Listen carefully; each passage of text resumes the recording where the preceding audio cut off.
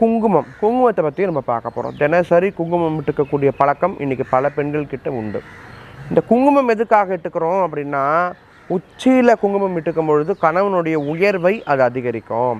இரு புருவத்துக்கு மத்தியில் ஒரு மகாலட்சுமி வசிக்கிறாங்க. அந்த மகாலட்சுமியுடைய பார்வை நேரடியாக கணவன் மேலே படக்கூடாது. பட்டால் கணவனுக்கு உடல்நிலை குறைவு ஏற்படும். அப்படின்றனால தான் இரு புருவங்களுக்கு மத்தியில் குங்குமத்தை நம்ம இட்டுக்கிறோம். இது இந்து சாஸ்திரம். ஆக இந்த குங்குமத்தில் ஒரு வசியம் செய்யலாம். அற்புதமான ஒரு வசிய முறை. இது எப்படி பண்ணணும் அப்படின்னா, நல்ல வெள்ளிக்கிழமை அன்னைக்கு காலையில் 8லேருந்து 9 மணிக்குள்ளாக, சரிங்களா, இந்த 8லேருந்து 9 மணிக்குள்ளாக வெள்ளிக்கிழமை அன்னைக்கு மகாலட்சுமி ஆலயத்துக்கோ அல்லது எந்த தேவியர்களாக இருந்தாலும் சரி, அம்மன் ஆலயம் தான் இருக்குது, மகாலட்சுமி ஆலயம் இல்லை அப்படின்னு சொன்னாலும் பரவாயில்ல, ஓகே, அந்த இடத்துக்கு போயிட்டு நல்ல மெரூன் கலர் தாழம்பூ குங்குமம் வாங்கிட்டு போங்க.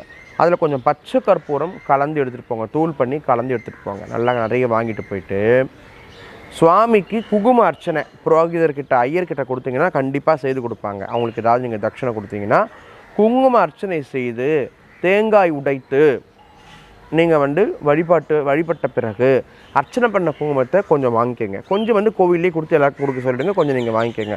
இந்த குங்குமத்தை வாங்கி நீங்கள் நெத்தியில் தொடர்ந்து இட்டுட்டு வரும்பொழுது அற்புதமான முக வசீகரத்தை இதை கொடுக்கும். உங்களை பார்க்குறவங்கெல்லாம் உங்களை மகாலட்சுமி மாதிரி இருக்குன்னு சொல்லுவாங்க.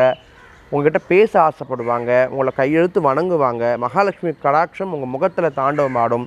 வீட்டில் செல்வம் நிலைத்திருக்கும். உங்களை பார்த்துட்டு போனாலே போதும், அந்த நடக்காத காரியங்கள் கூட நடக்கும். அற்புதமான ஒரு முக வசீகரத்தையும் தேக ஆரோக்கியத்தையும் தேஜஸையும் கொடுக்கக்கூடிய நல்ல குங்கும வசியம் பயன்படுத்தி பாருங்கள். உங்களுடைய கருத்துக்களை தெரிவிங்க.